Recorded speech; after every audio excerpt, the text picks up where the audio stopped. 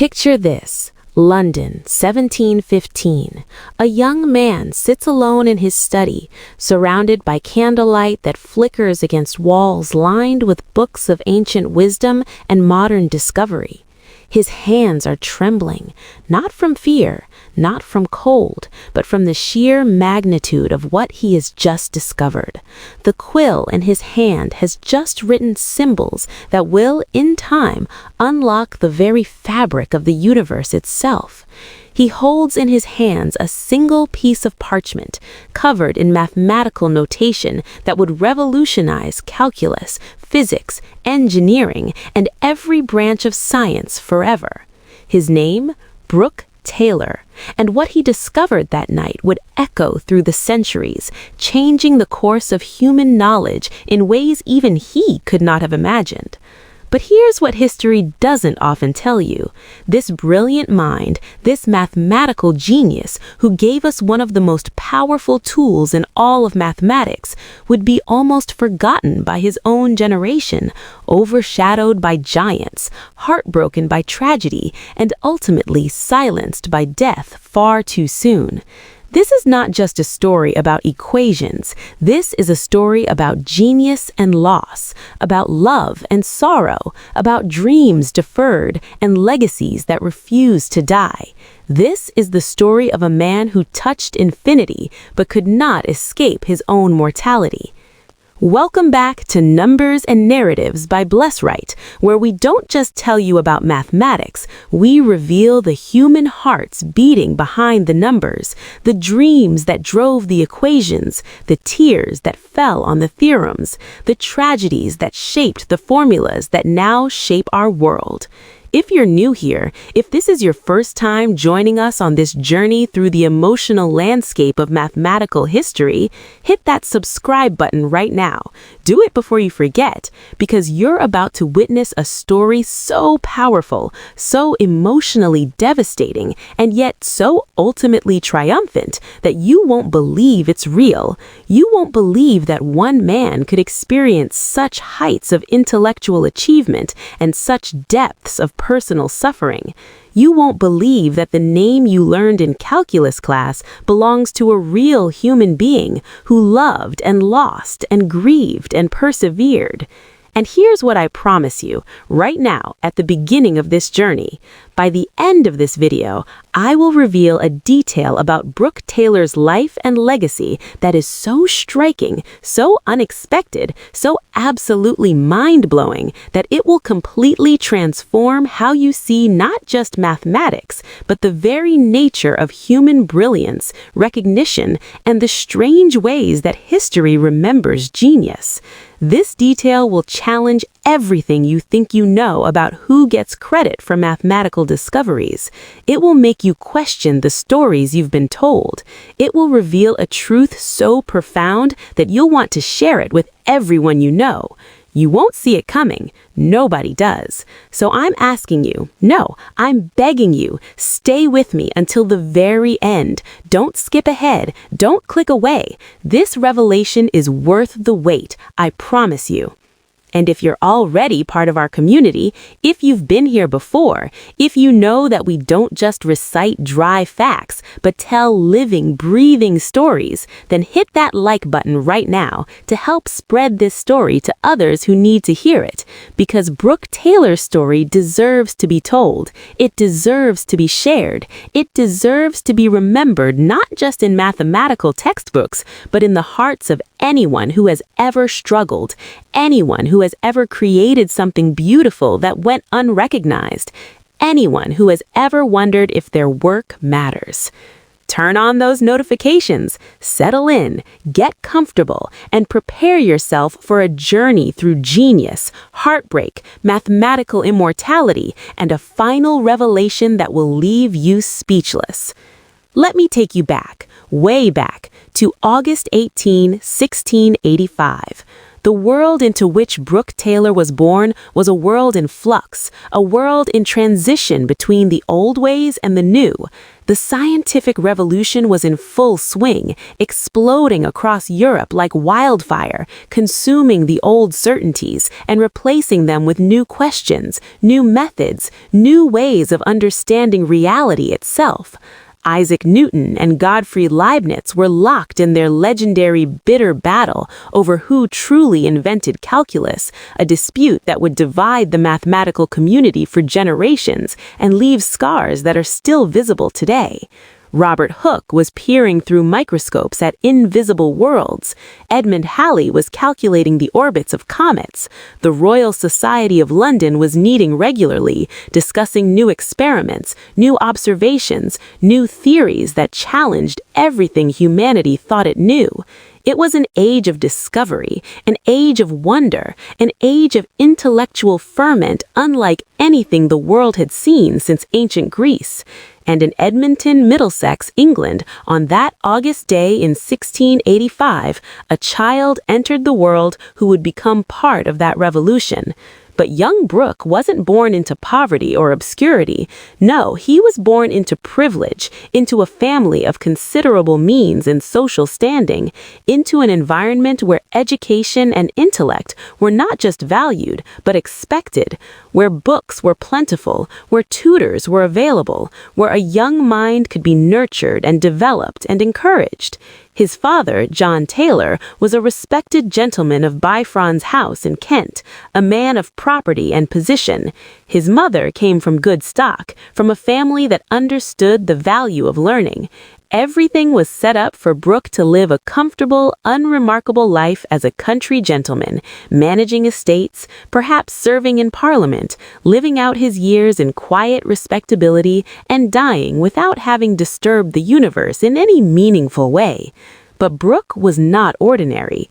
Even as a child, there was something different about him, something special, something that set him apart from his peers in ways that both delighted and sometimes worried those around him. While other children played with toys and chased each other through gardens, young Brook played with numbers, arranging them, combining them, discovering patterns that made his young heart race with excitement.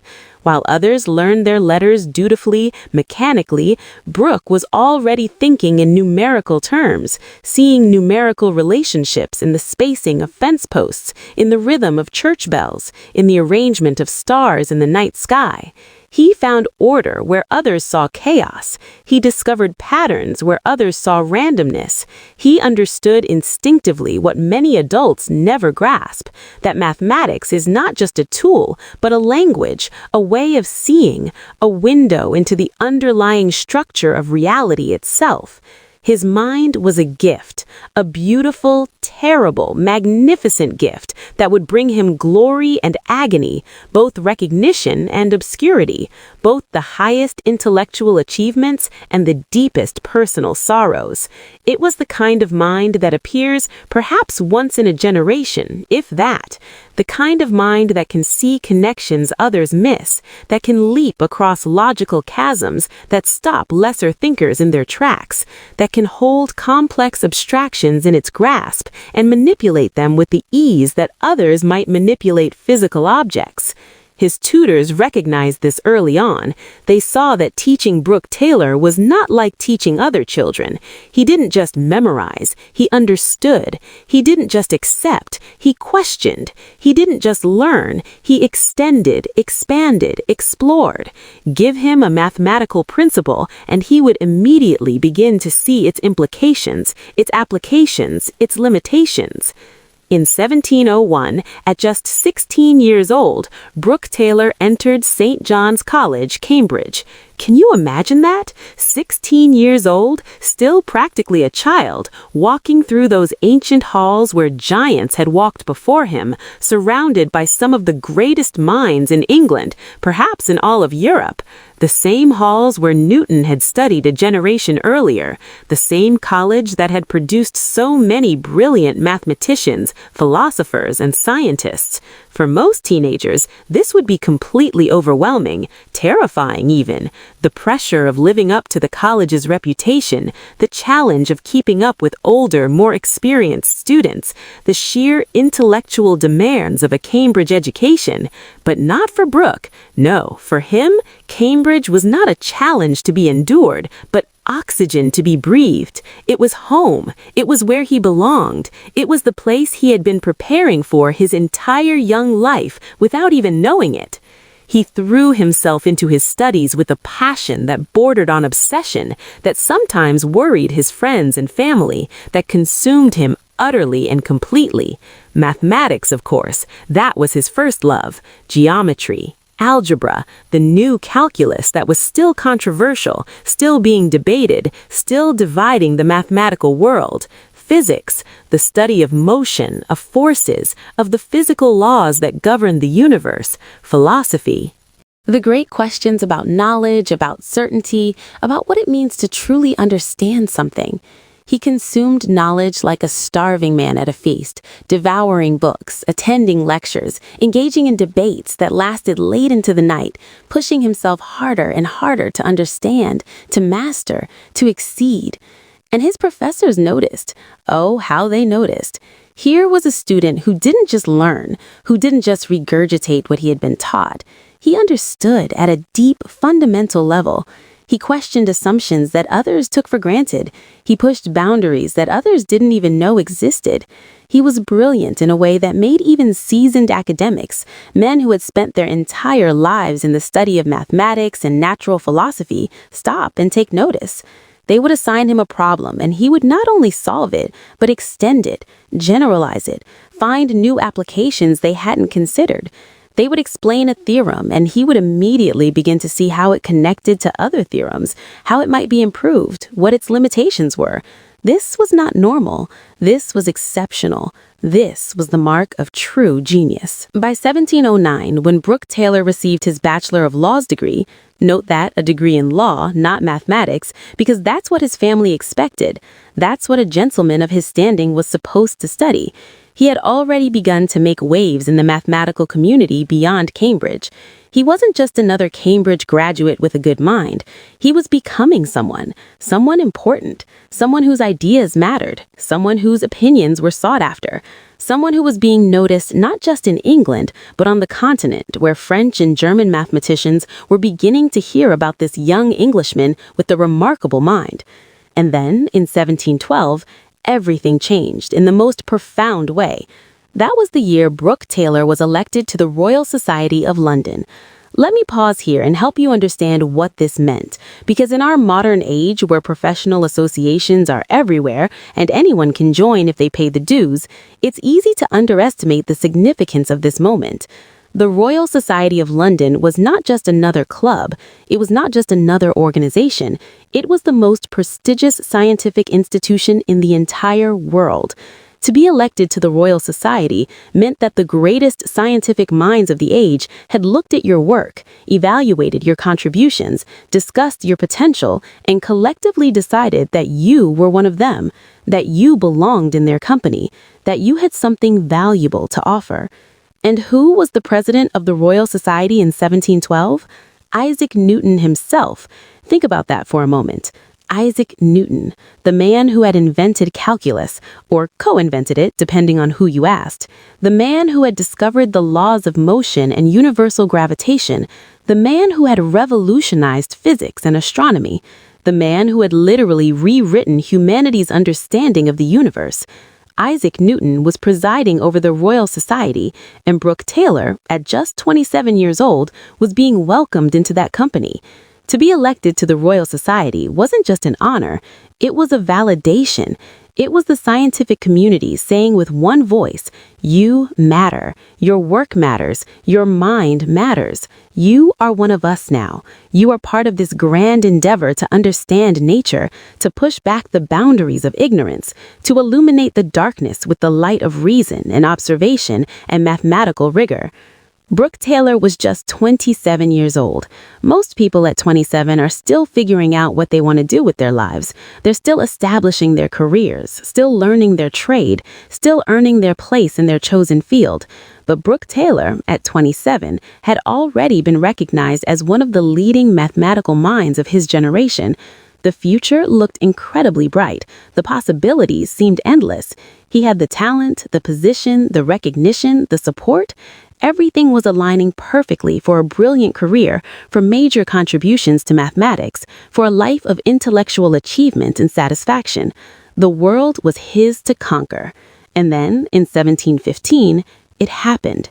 The moment that would define Brook Taylor's legacy, the moment that would ensure his immortality, the moment when he published his masterwork, his magnum opus, the book that would change everything, even though hardly anyone noticed at the time. The title was in Latin, as was customary for serious mathematical works, Methodus Incrementorum Directa et Inversa. In English, the method of direct and inverse increments. It doesn't sound particularly exciting, does it? It doesn't have the drama of Newton's Principia or the elegance of Euclid's Elements. It's a dry, technical title for what appeared to be a dry, technical book. And when it was published, most people ignored it. The mathematical community, as it was in 1715, was focused on other things, on the continuing Newton-Leibniz controversy, on astronomical observations, on applications of the new calculus to practical problems. A book on methods of increments? It sounded esoteric, specialized, perhaps useful to a few specialists, but not earth-shattering. But inside this book, buried among pages of dense mathematical notation that would make modern students weep, hidden in propositions and corollaries and lemmas, was something extraordinary, something revolutionary, something that would change everything. He called it a theorem, a method for representing functions as infinite sums of terms calculated from the values of the function's derivatives at a single point. Today, we call it the Taylor series. And if you think that sounds dry, if you think that sounds like just another mathematical formula, just another theorem among thousands, then you fundamentally don't understand what Brook Taylor had just done. You don't grasp the magnitude of this achievement. You don't see what he saw. He had given humanity a key, not a metaphorical key, a real, practical, powerful key to unlock problems that had been considered impossible, to understand curves that had been considered incomprehensible, to predict motion that had been considered unpredictable, to calculate values that had been considered incalculable, to model the physical world with unprecedented precision. He had created a bridge between the finite and the infinite, between the simple and the complex, between what we can understand and what we aspire to understand. He had taken the new calculus, still controversial, still being worked out, still being refined, and he had extended it in a direction that opened up entirely new vistas of possibility. Let me explain it to you in a way that captures the sheer elegance, the profound beauty, the almost miraculous genius of what he discovered. Imagine you're trying to understand a complicated curve, a function that wiggles and bends and twists in ways that seem impossible to describe with simple mathematics. Maybe it's the path of a projectile affected by air resistance. Maybe it's the motion of a planet in an elliptical orbit. Maybe it's the vibration of a violin string. Before Taylor, before his theorem, mathematicians would struggle mightily with such curves. They would try to approximate them using simpler curves, straight lines, circles, parabolas, and they would get rough answers at best, answers that were only accurate in limited ranges, answers that required enormous amounts of work to achieve even moderate precision. But Taylor's series said something revolutionary. It said something that seemed almost magical. It said, any smooth function, no matter how complex, no matter how it wiggles and bends, can be expressed as an infinite sum of polynomial terms. You can take that impossible curve and break it down into simpler and simpler pieces. First a constant, then a linear term, then a quadratic term, then a cubic term, and so on forever. And when you add all these pieces together in just the right way, with just the right amplitudes and phases, you get the original function back again. Exactly, perfectly, not approximately, not close enough, but exactly, if you include enough terms. It was like taking a symphony, a complex, beautiful, seemingly indivisible whole, and showing that it can be decomposed into individual notes, individual frequencies, individual sine waves, and that if you add those notes together in just the right way, with just the right amplitudes and phases, you get the whole magnificent composition back again, note for note, harmony for harmony, emotion for emotion. The formula itself is elegant in its simplicity, beautiful in its symmetry. If you have a function f and you want to know its value at a point x, you can express it in terms of its value and all its derivatives at another point a. The formula goes like this. F of x equals f of a plus f prime of a times the quantity x minus a plus f double prime of a times the quantity x minus a squared divided by 2 factorial plus f triple prime of a times the quantity x minus a cubed divided by 3 factorial plus f quadruple prime of a times the quantity x minus a to the 4th divided by 4 factorial, and so on forever, infinitely, each term involving a higher derivative, each term multiplied by a higher power of x minus a, each term divided by the corresponding factorial. Each term uses a higher derivative of the function. Each term gets you closer to the exact value. It's infinite, yes, but in that infinity lies perfect precision.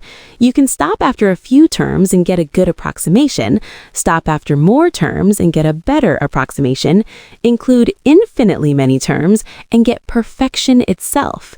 It's a ladder reaching toward mathematical heaven, each rung bringing you closer to divine truth, each step reducing the error, each term adding another layer of accuracy. And the beauty is that you only need to know the function and all its derivatives at a single point, just one point. From that one point, you can reconstruct the entire function, at least locally, at least in the neighborhood of that point. It's like knowing the position, velocity, acceleration, jerk, snap, crackle, pop, and all higher rates of change of a particle at one instant in time, and from that being able to predict its entire trajectory. But here's what makes it even more remarkable, what elevates it from clever to profound. Brook Taylor didn't just stumble upon this by accident. He didn't just play around with formulas until something interesting popped out. He built it from first principles, methodically, rigorously, using calculus, using the foundations that Newton and Leibniz had laid down, but taking them further, extending them in new directions, seeing patterns that others had missed, making connections that others had overlooked. He understood, in a way that few of his contemporaries did, that calculus was not just about rates of change and areas under curves.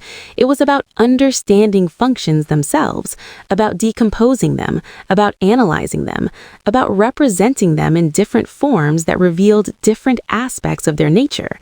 And in 1715, when he published this theorem in his book, he had absolutely no idea, none whatsoever, no conception whatsoever of the magnitude of what he had created, that this formula, this theorem, this method would become one of the single most important tools in all of mathematics, that engineers would use it hundreds of years later to design bridges that span impossible chasms, aircraft that defy gravity, spacecraft that leave Earth's atmosphere and travel to other planets, that physicists would use it to model quantum mechanics, the behavior of subatomic particles, the fundamental nature of reality itself, that they would use it to understand relativity, the curvature of space-time, the behavior of black holes, the expansion of the universe, that computer scientists would use it to create algorithms that power the modern world, that run on billions of devices, that enable everything from video games to medical imaging to artificial intelligence, that economists would use it to model markets, to predict trends, to understand the complex dynamics of supply and demand and human behavior, that biologists would use it to understand population dynamics, the spread of diseases, the growth of organisms, the evolution of species, that chemists would use it to model reaction rates, molecular structures, quantum chemical systems, that meteorologists would use it to predict weather, to model climate, to understand the atmosphere. The Taylor series would touch everything, absolutely everything, every field that uses mathematics, which is to say every scientific and engineering field, would be transformed by this tool. It would become so fundamental, so ubiquitous, so essential that it would be impossible to imagine modern science and technology without it. And Brook Taylor, sitting in his study in 1715, had no idea. None whatsoever. But here's where the story turns dark. Here's where triumph gives way to tragedy. Here's where we see the human cost of genius, the price of being ahead of your time, the loneliness of creating something that the world isn't ready to receive. Because for all his brilliance, for all his genius, for all the magnitude of what he had discovered, Brook Taylor's life was about to become a study in suffering. You see, the world wasn't ready for what he had discovered. When he published his work in 1715, the mathematical community largely ignored it. They didn't understand it. They didn't appreciate it. They didn't see what he saw.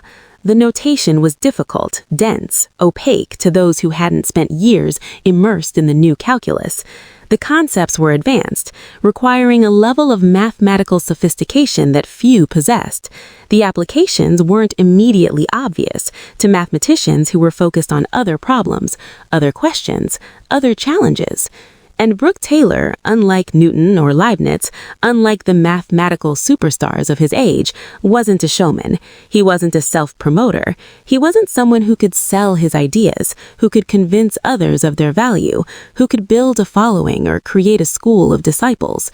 He was a quiet, contemplative, deeply introverted man who believed, perhaps naively, that his work would speak for itself, that quality would be recognized, that truth would triumph, that if he just published his results clearly and rigorously, other mathematicians would see their value and embrace them and extend them and give him the credit he deserved.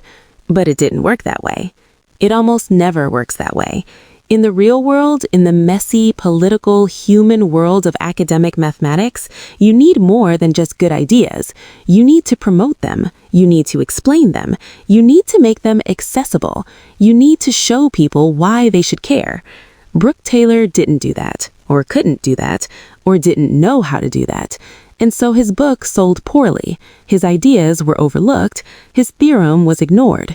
While he knew in his heart, in his brilliant mathematical mind, that he had discovered something important, something significant, something that mattered, the world around him didn't care. They moved on. They focused on other things. They forgot about his book almost as soon as it was published, and that hurt. It hurt in ways that are hard to express, hard to convey to anyone who hasn't experienced that particular kind of pain. The pain of being misunderstood, the pain of being ignored, the anguish of seeing the truth and being unable to make others see it too. Brook Taylor felt all of this. He felt it deeply. It wounded him in ways that left invisible scars, scars that never fully healed, scars that affected everything that came after. But he pressed on. What else could he do? Give up? Abandon mathematics? Retreat into bitterness and resentment? That wasn't in his nature. He was a mathematician. Mathematics was what he did, who he was, how he made sense of the world. So he continued his research. He moved on to other topics, other questions, other problems that interested him and challenged him, and gave his brilliant mind something to work on. He studied perspective in art, applying mathematical rigor to the techniques that painters used to create the illusion of three-dimensional space on a two-dimensional canvas. In 1715, when he published his work on infinite series, he also published Linear Perspective, a treatise on the mathematical principles underlying perspective drawing. It was brilliant work that would influence artists and architects for generations, work that showed deep understanding of both mathematics and visual perception, work that bridged the gap between art and science in ways that few people could. But again, it was largely ignored in his lifetime. Again, the world wasn't ready for what he had to offer. He studied the vibration of strings, laying mathematical groundwork that would later be used in music theory and the physics of waves and oscillations. He considered the motion of projectiles through air. He worked on problems in astronomy. He was a true Renaissance man, touching multiple fields, bringing mathematical rigor and insight to everything he explored, making contributions that would, in time, be recognized as important and influential. But in his own time, recognition eluded him. Fame avoided him. His contemporaries, busy with their own work, their own problems, their own careers, simply didn't pay much attention to this quiet English mathematician who kept publishing interesting but apparently obscure papers. And then came 1721. The year that would break Brook Taylor in ways that no mathematical disappointments ever could. The year when personal tragedy struck with a force that made professional obscurity seem trivial by comparison. The year when he learned that there are sorrows far deeper than being misunderstood, pains far more acute than being ignored. Because in 1721, Brook Taylor fell in love. Her name was Miss Bridges. History, in its cruel and casual way, has not preserved her first name. We don't know what she was called by her friends and family. We don't know if she was Mary or Anne or Elizabeth or Sarah. She's just Miss Bridges to us, a woman defined by her relationship to a man, her identity partially erased by the passage of time and the biases of historical record-keeping that privileged men's names over women's. But we know this: Brook Taylor loved her. Deeply, completely, passionately, with every fiber of his being. She was his light in the darkness of professional obscurity. She was his joy when mathematical disappointment weighed heavy on his soul. She was his reason to look beyond the equations and the theorems and see beauty in the human world, in human connection, and the possibility of shared life and shared love and shared future. For a man who had spent so much of his life in his own head, wrestling with abstract concepts and arcane symbols, this must have been a revelation, to discover that there was another kind of truth, another kind of beauty, another kind of meaning beyond mathematics, to find someone who made him feel seen and understood in ways that had nothing to do with calculus or infinite series or mathematical notation. He courted her. He spent time with her, he got to know her family, and he fell more deeply in love with each passing day. This wasn't some casual affection. This wasn't some convenient arrangement between families of similar social standing. This was real love, the kind that transforms you, the kind that makes you see the world differently, the kind that makes you want to be better, to do more, to create a life worthy of the person you found. And when he felt the time was right, when he was sure of his feelings and hopeful about hers, Brook Taylor did what men of his era and his class did when they wanted to marry. He approached her father. He asked for permission. He made his case, explaining his prospects, his position, his worthiness as a potential husband. But there was a problem, a terrible, insurmountable, heartbreaking problem. Her father said no. Miss Bridges' father did not approve of the match. He refused to give his blessing to the marriage. We don't know exactly why. The historical record is frustratingly silent on this crucial question. Perhaps he thought Brook Taylor wasn't wealthy enough, despite his comfortable circumstances. Perhaps he had other plans for his daughter. Perhaps a match with someone of higher social standing, someone with better prospects, someone more established in society. Perhaps he simply didn't like Brook Taylor personally, found him too bookish, too absorbed in his mathematics, too quiet and contemplated for his taste. Perhaps he disapproved of Taylor's family or his connections or something in his background that we no longer know about. Whatever the reason, whatever his objection, he was adamant. He forbade the marriage. He told his daughter that she could not marry Brook Taylor. He made it clear that if she did, there would be consequences. And in an era where parental consent mattered enormously, where family expectations carried crushing weight, where a daughter who defied her father risked being cut off from family and fortune and social connections, this was not a small obstacle. This was a wall, a seemingly insurmountable barrier between Brook Taylor and the woman he loved. Most men would have given up at this point. Most men would have accepted the father's decision, however painful, and moved on with their lives, looked for someone else, found a more acceptable match, let time heal the wound. But Brook Taylor was not most men. And perhaps that's because his entire life had been about not accepting what others accepted. His mathematical work was about pushing past accepted limits, seeing beyond conventional wisdom, finding new ways when old ways didn't work. So he made a decision that took enormous courage, a decision that would have profound consequences, a decision that would haunt him for the rest of his life. He decided to marry Miss Bridges anyway, without her father's consent, without his approval, without his blessing. In the language of the time, they eloped. They married secretly, or at least without her father's knowledge and against his express wishes.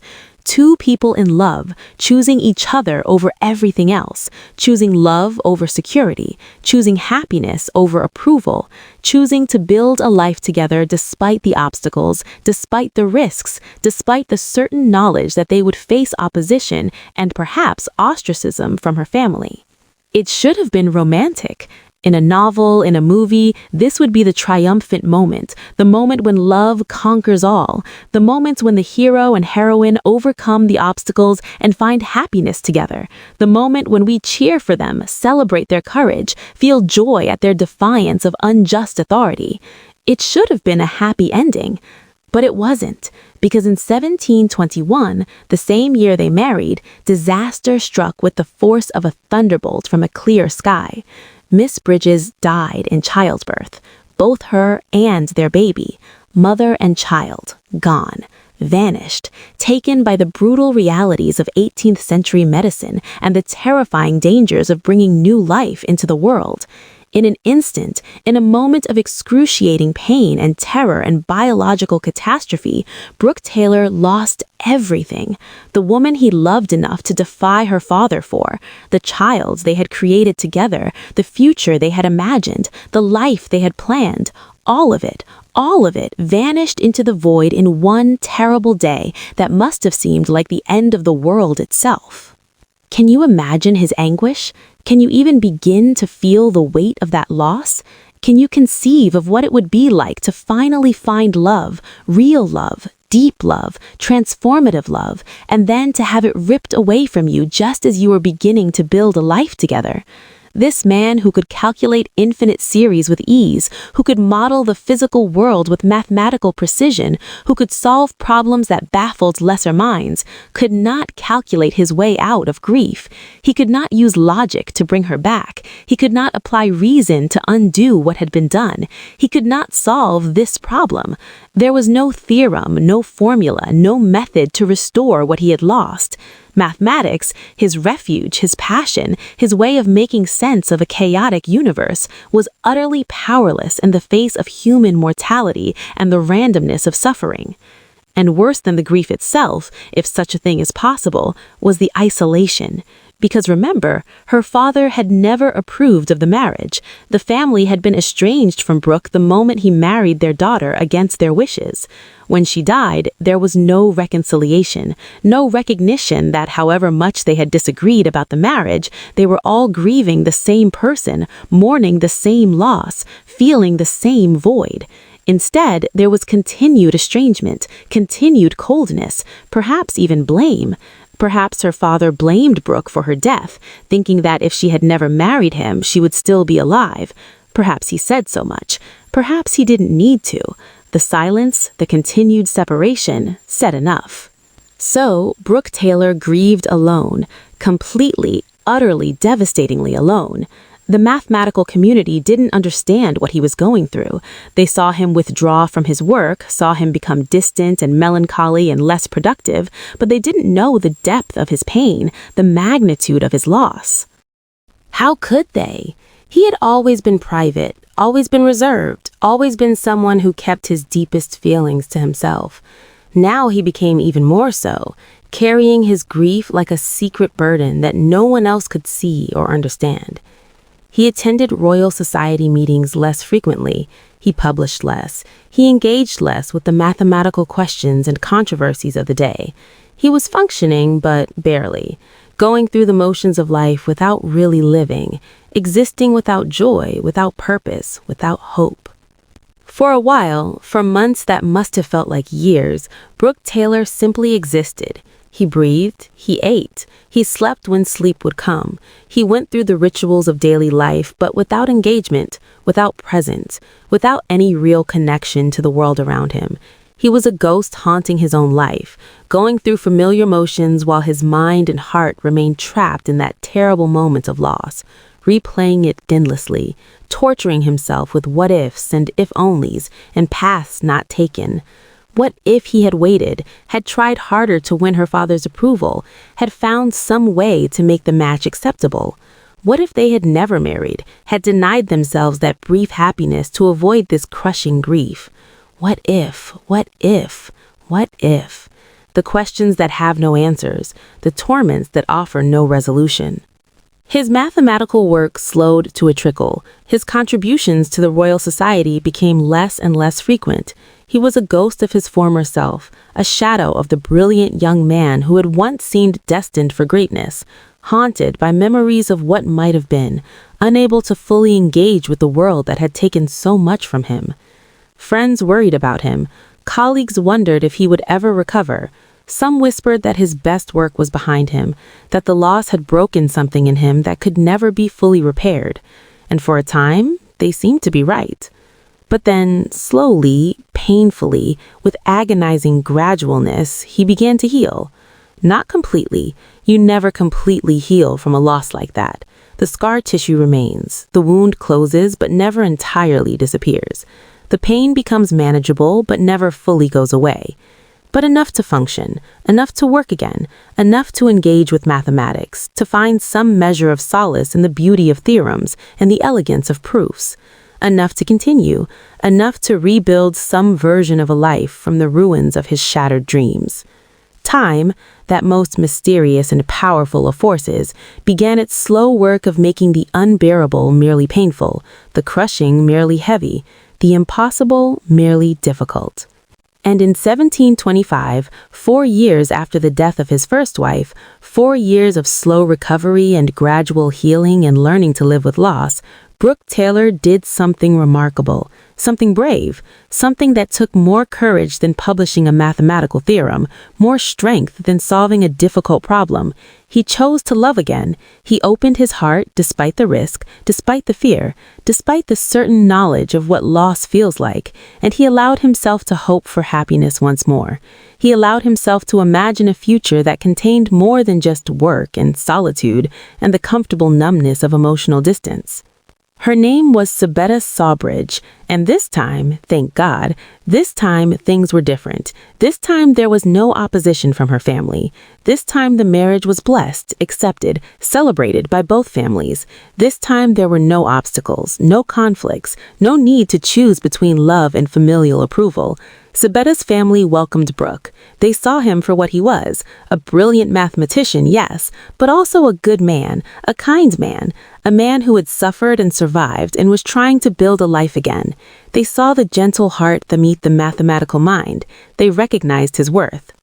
Brook Taylor had found someone who could help him rebuild his life, someone who brought light back into the darkness that had consumed him for 4 long years, someone who could see past his grief to the man he had been and could be again, someone who made him laugh, who made him feel alive, who reminded him that there was more to existence than just getting through each day. Sabetta Sawbridge became his wife, his partner, his companion. For a brief, shining moment, it seems like Brook Taylor might finally find the happiness that had eluded him. It seems like fate was finally being kind to this brilliant, wounded man. It seems like the universe was offering him a second chance at the life he had lost. They married in 1725. They built a life together, a real life, not just an existence. They shared meals and conversations and quiet evenings by the fire. They made plans for the future. They talked about children, about growing old together, about all the ordinary, beautiful things that make up a happy marriage. For a little while, for 5 precious years, Brook Taylor knew peace. Real peace, the kind of peace that comes from loving and being loved, from having someone to come home to, from building something that matters more than any mathematical theorem. His work improved, his productivity increased. His colleagues noticed that he seemed lighter, happier, more engaged. The wound from his first marriage had not disappeared, but it had healed enough that he could build something new on top of it. Something good, something worth having. But fate, as it turned out, was not done with Brook Taylor yet. Because here's what you need to understand about the early 18th century, about the world in which Brook Taylor lived. Childbirth was dangerous, terrifyingly, horrifically dangerous. Medicine was primitive. Doctors had almost no understanding of infection, of antisepsis, of the physiological processes involved in birth. When complications arose, there was almost nothing they could do. Women died in childbirth all the time. It was accepted, expected, feared. It was the lottery that every pregnant woman played, a gamble with death every time a pregnancy occurred. Some won, many lost. And there was no way to know, no way to predict, no way to ensure safety no matter how much money you had or how careful you were. And in 1730, 5 years after their marriage, 5 years of happiness and companionship in the building of a shared life, history repeated itself in the cruelest, most devastating, most unbelievable way imaginable. Sabetta Sawbridge went into labor, and something went wrong. We don't know exactly what. The medical records, if they ever existed, have not survived. But something went catastrophically, irreversibly wrong, and Sabetta Sawbridge died. Just like Miss Bridges before her, just like Brook Taylor's first wife. The same tragedy, the same unbearable loss, the same shattering of hope and dreams and future. Lightning striking in the exact same place, a nightmare repeating itself with such precision that it seems almost impossible, almost like the universe was deliberately torturing him, testing him to see how much one man could endure before breaking completely. But this time, there was a difference. This time, miraculously, tragically, the baby survived. A daughter, Elizabeth. She took her first breath as her mother took her last. She entered the world at the exact moment her mother left it. A life for a life. The most bittersweet exchange imaginable. Brook Taylor became a father and a widower in the same moment, experienced the heights of joy and the depths of despair simultaneously in a way that must have been almost psychologically impossible to process. Can you imagine what Brook Taylor felt in that moment? The joy and the agony mixed together in a way that must have been almost unbearable. He had a daughter, a living, breathing, crying piece of Sabetta, a reason to continue living even when living felt impossible. A responsibility that went beyond his own pain, beyond his own grief, beyond his desire to simply give up and stop fighting. But he had lost another wife, another love, another partner, another person who had made his life worth living. Twice now. Twice he had stood at the altar with hope in his heart, with dreams of a shared future, with love overflowing. And twice death had stolen his bride. Twice he had experienced the joy of marriage, only to have it ripped away by the cruel realities of childbirth, in an era when medicine could do almost nothing to prevent such tragedies. How do you survive that? How do you keep going when the universe seems determined, absolutely determined, to take everything you love? How do you not conclude that you are cursed, that you are somehow responsible, that you should never have allowed yourself to love in the first place, because loving only leads to loss?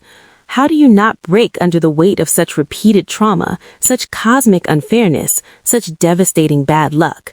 Most people would have broken. Most people would have given up. Most people would have succumbed to despair, would have let the darkness win. Most people would have looked at that tiny baby girl and felt nothing but resentment, seeing in her only the reason for her mother's death, unable to separate the joy of her existence from the agony of the loss she represented. But Brook Taylor didn't. He couldn't. Elizabeth needed him. This tiny, innocent life needed him to be strong, to be present, to be a father, even when his own heart was shattered into a million pieces. And so he pressed on. He chose life. He chose responsibility. He chose to honor Sabetta's memory by caring for the daughter she had died bringing into the world. He became both father and, as much as possible, mother to this small child who would never know the woman who gave her life.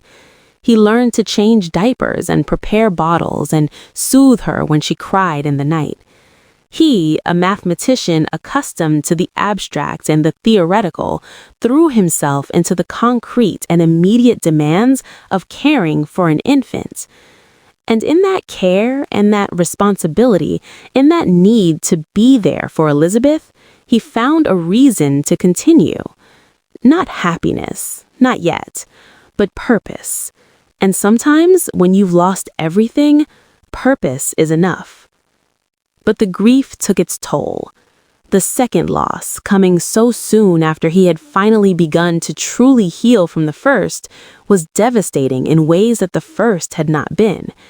Because the first loss, terrible as it was, had been his first experience with such tragedy. He had still believed on some level that such things were rare, that lightning didn't strike twice, that if he could just survive this one terrible thing, he could build a happy life. But the second loss shattered that belief. It taught him that the universe was not fair, that tragedy could and would strike again, that there was no safety, no security, no guarantee that happiness would last. The emotional trauma manifested in physical symptoms. His health, which had always been somewhat fragile, began to deteriorate rapidly. He grew weaker, more frail.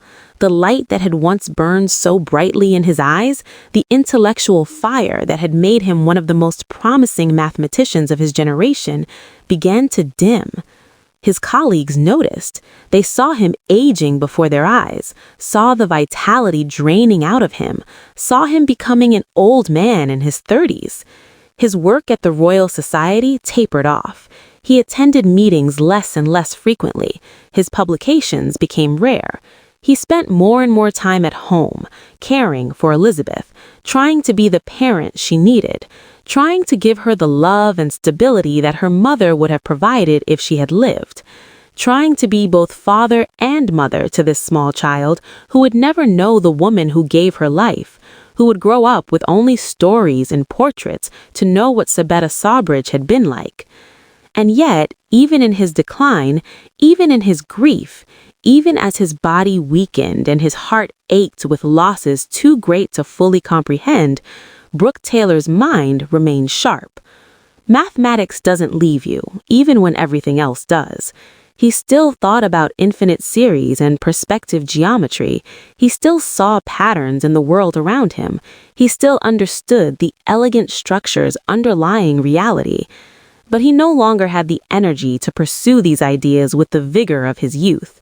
He no longer had the heart to engage with the mathematical community that had largely ignored his greatest contributions. He no longer had the strength to fight for recognition, or to prove himself, or to convince others of the value of his work. He became reclusive, withdrawn, a shadow of the man who had once walked the halls of Cambridge with such confidence and promise and unlimited potential. On December 29th, 1731, in London, Brook Taylor died. He was just 46 years old. 46! Think about that. In today's world, where 46 is considered middle age, still in the prime of life, still with decades of potential productivity ahead, Brook Taylor's death would seem tragically premature. But for Brook Taylor, worn down by grief and illness and the accumulated weight of suffering, 46 was the end of the line. His body, never robust, could take no more. His heart, broken twice, had no more breaks to give. On that December day, in the depths of winter, Brook Taylor closed his eyes for the last time. He was buried in St. Anne's Church, Soho, London. A modest burial, a quiet funeral, a small gathering of family and friends. There were no grand eulogies from the Royal Society, no celebrations of his mathematical achievements, no recognition of the magnitude of what he had contributed to human knowledge. The mathematical community, such as it was in 1731, barely noticed his passing. A few obituaries mentioned his membership in the Royal Society, his work on perspective, his contributions to various mathematical topics, but there was no sense that someone truly important had been lost. no understanding that future generations would see Brook Taylor as one of the significant mathematicians of the 18th century. No appreciation of the fact that his theorem, ignored in his lifetime, would become fundamental to all of modern mathematics and physics and engineering. Brook Taylor died largely forgotten by the very field he had revolutionized. And that, perhaps more than anything else, is the tragedy of his story. Not just that he suffered so much personally, not just that he lost 2 wives and 1 child, not just that his health failed and he died young, but that he died without knowing that his work mattered, without seeing it celebrated, without experiencing the recognition that he deserved, and that would eventually come. Too late for him to enjoy it, too late for him to feel vindicated, too late for him to know that his name would become immortal. His daughter Elizabeth grew up without him. We don't know much about her life, about whether she ever married, whether she had children of her own, whether she understood the significance of her father's work. The historical record is frustratingly silent on these questions, but we can hope that she knew she was loved, that in those final years of his life, those months and years after Sabetta's death, when it was just father and daughter together, Brook Taylor poured into her all the love he had been unable to give to her mother, all the tenderness that grief had not completely extinguished, all the devotion that his battered heart could still muster. We can hope that he told her stories about Sabetta, that he made sure Elizabeth knew who her mother had been, what she had been like, how much she had been loved. We can hope that in caring for Elizabeth, Brook Taylor found some measure of peace, some sense of purpose, some reason to keep living even when living was hard. For decades after Brook Taylor's death, his work remained largely obscure. His book on increments gathered dust on library shelves. His theorem on infinite series was known to a handful of specialists, but not widely taught or appreciated. The mathematical world moved on, focused on other problems, other theorems, other mathematicians who were better at self-promotion, or who had more influential patrons, or who simply lived longer and had more time to establish their reputations. Brook Taylor, who had published his greatest work at 30 and died at 46, simply hadn't had enough time to build the kind of lasting recognition that would keep his name alive. It wasn't until the late 18th century, several decades after Taylor's death, that mathematicians began to fully appreciate what he had done. Joseph Louis Lagrange, one of the greatest mathematicians of his era, rediscovered Brook Taylor's work and recognized its importance. He began using Taylor series in his own research. He taught it to his students. He wrote about it in his papers and treatises. And slowly, gradually, the mathematical community began to understand what Brook Taylor had seen all along, that this theorem was not some obscure curiosity, but a fundamental tool, essential for advanced calculus and mathematical analysis. Other mathematicians followed Lagrange's lead. Leonhard Euler, perhaps the most prolific mathematician of all time, used Taylor series extensively in his work on calculus and number theory. Augustin Louis Cauchy, who would revolutionize mathematical analysis in the 19th century, built on Taylor's foundations, making rigorous the concepts that Taylor had pioneered. By the mid-19th century, Taylor series had become standard material in advanced mathematics courses. Every serious student of calculus learned about them. Every mathematician used them. The theorem that had been ignored in 1715 had become, by 1850, absolutely fundamental, and the name attached to it was Brook Taylor. But by then, Brook Taylor himself had been dead for more than a century. He never knew. He never got to see his work celebrated. He never got to witness the revolution he had started. He never got to experience the vindication that should have been his in life, but came only in death. But here's the beautiful thing. Here's why Brook Taylor's story is not ultimately a tragedy, but a testament to the enduring power of ideas, to the immortality of truth, to the way that genuine contributions to human knowledge refuse to stay buried. Because even though he died forgotten, even though he never received the recognition he deserved in his lifetime, his work survived. The Taylor series survived.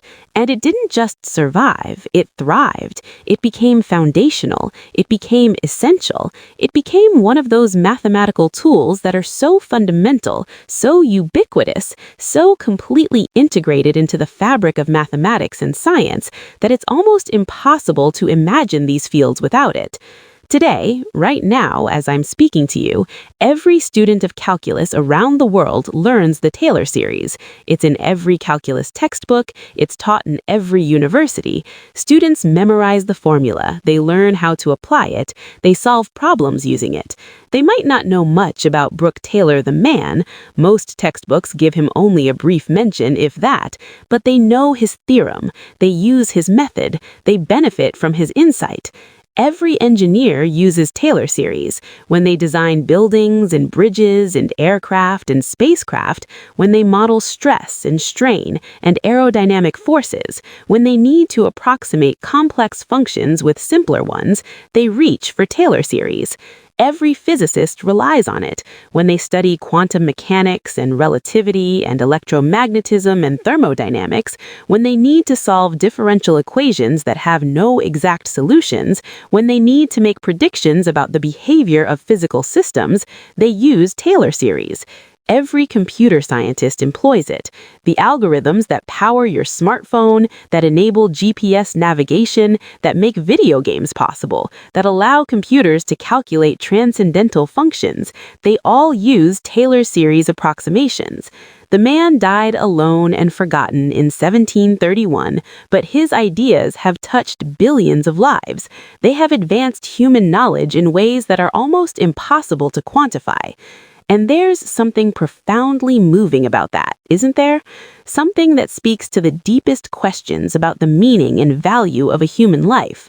Brook Taylor's personal life was marked by tragedy. He lost 2 wives to childbirth. He saw one of his children die before taking a first breath. He worked in obscurity for most of his career.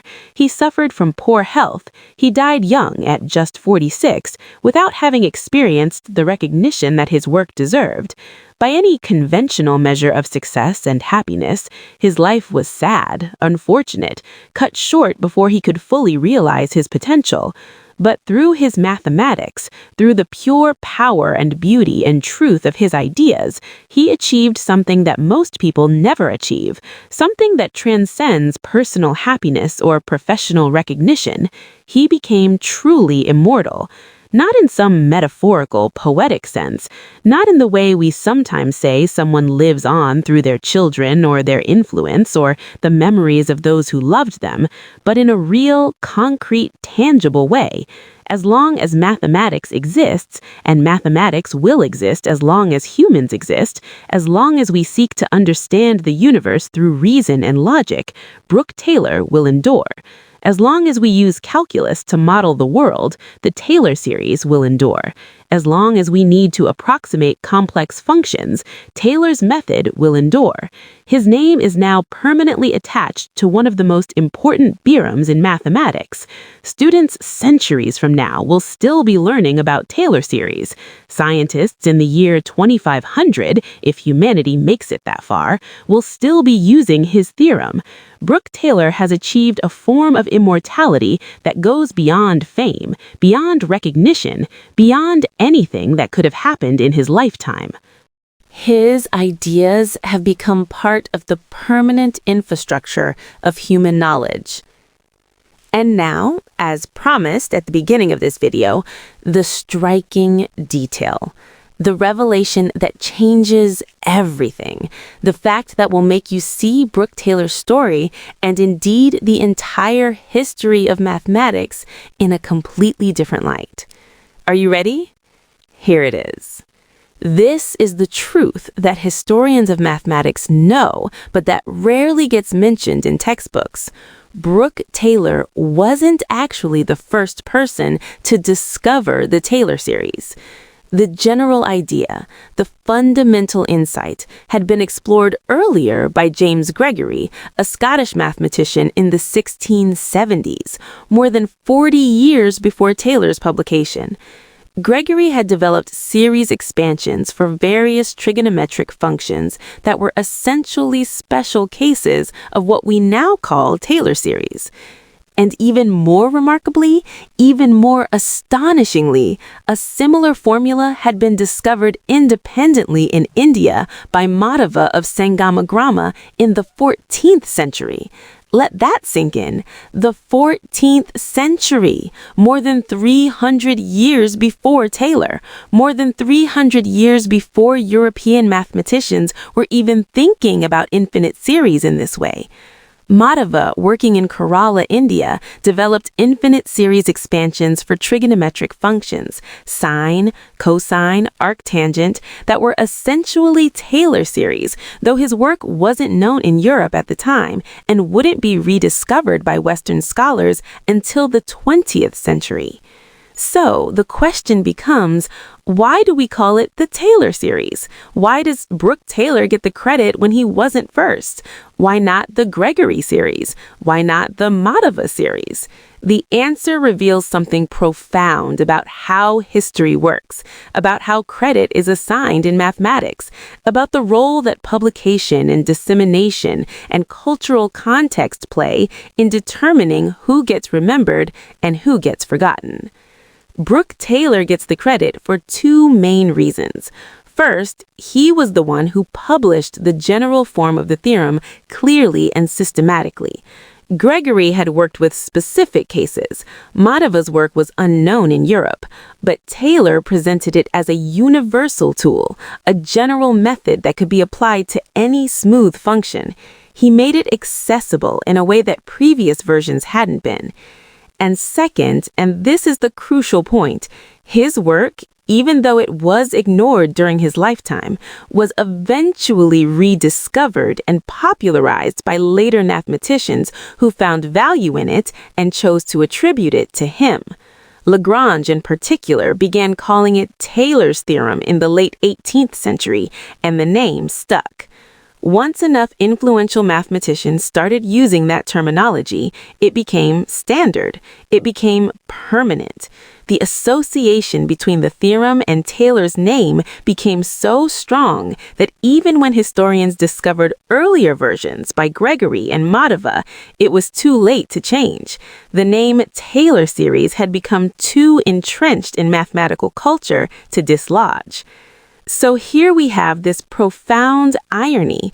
Brook Taylor, who died thinking he had failed, who never experienced recognition in his lifetime, who saw his greatest work ignored and dismissed, ended up getting credit for a theorem that wasn't even entirely original to him. Meanwhile, Madhava of Sangamagrama, who discovered essentially the same idea centuries earlier, is almost completely unknown outside of specialist circles studying the history of Indian mathematics. And James Gregory, who also deserves credit, is remembered primarily for other contributions, with his work on series expansions largely overshadowed by Taylor's. This is how history works. Not always fairly, not always accurately, not always in ways that make perfect logical sense, but persistently, relentlessly, according to its own strange logic of influence and timing and cultural currents. And you know what? I think there's something strangely beautiful about this too. Beautiful and tragic and deeply human, because it means that Brook Taylor, despite all his suffering, despite dying young and heartbroken and unrecognized, got something that Madhava and Gregory never got in the same way. He got his name permanently attached to one of mathematics' most important theorems. He got immortality, not because he was first, he wasn't, not because he did it best, that's debatable, but because he published clearly, because he presented it well, because he was in the right place at the right time for his work to be rediscovered and celebrated by later mathematicians who had the influence to make the name stick. And once the name stuck, once generations of mathematicians learned it as Taylor's theorem and taught it to their students as Taylor's series, it became permanent. History made its choice, and the choice was Brook Taylor. Is this fair? That's a complicated question. Madhava deserves more recognition than he gets. Gregory deserves more credit than he receives. The history of mathematics, like all history, is full of people whose contributions were overlooked, whose work was forgotten, whose names should be remembered but aren't. And it's also full of people who got more credit than they perhaps strictly deserved, whose timing was fortunate, whose work was amplified by circumstances beyond their control. But I don't think we need to see this as a zero-sum game. Recognizing Brook Taylor doesn't mean erasing Madhava or Gregory. We can acknowledge all of them.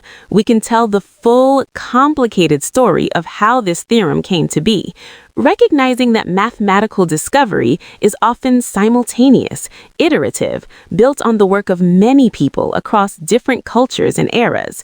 And we can still call it the Taylor series because that's the name that history has chosen, while also teaching students about the fuller history, about the earlier discoverers, about the way that credit in mathematics is assigned, and how it sometimes reflects historical biases and cultural blindness. If this story moved you, if Brook Taylor's journey through genius and tragedy and ultimate immortality touched your heart, then I need you to do something for me. Hit that like button right now. Not later, not maybe. Right now, because this story deserves to be shared.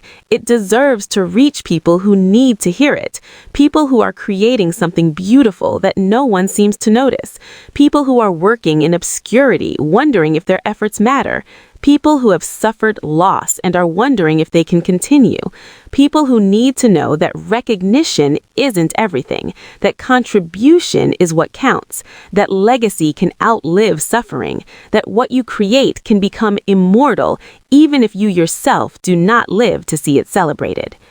Share this video with someone who needs this message. Tell them about Brook Taylor. Tell them that he lost 2 wives, but created something that would touch billions of lives. Tell them that he died forgotten, but became immortal anyway. Tell them to keep going. And subscribe to Numbers and Narratives by Blessright, because we're not done telling these stories. We're not done revealing the human hearts behind the mathematics. We're not done showing you that every equation has an emotion. Every theorem has a tragedy and a triumph. Every formula represents a human being who struggled and suffered and created and contributed.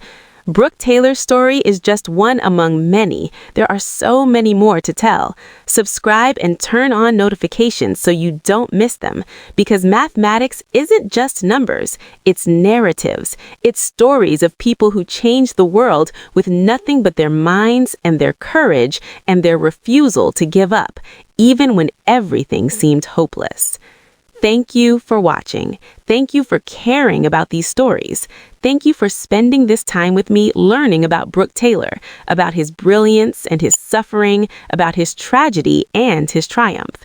Thank you for remembering him, not just as a name attached to a theorem, but as a real human being who lived and loved and lost and created something that outlived his pain.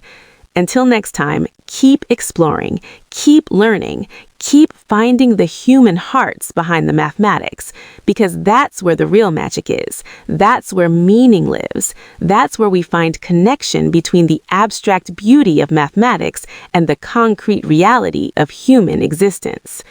Brook Taylor died at 46. He was buried in an unmarked corner of St. Anne's Church. His first wife died in his arms. His second wife died giving birth to his daughter. He published his greatest work to silence and indifference. He lived most of his life in obscurity and died thinking he had failed. But his ideas became immortal. His theorem became fundamental. His name became eternal. And nearly 300 years after his death, we're still talking about him, still using his work, still benefiting from the gift he gave to mathematics and to humanity. If that's not a life well lived, if that's not a legacy worth having, if that's not immortality achieved, then I don't know what is. Rest in peace, Brook Taylor. Your suffering is forgotten, but your genius endures forever.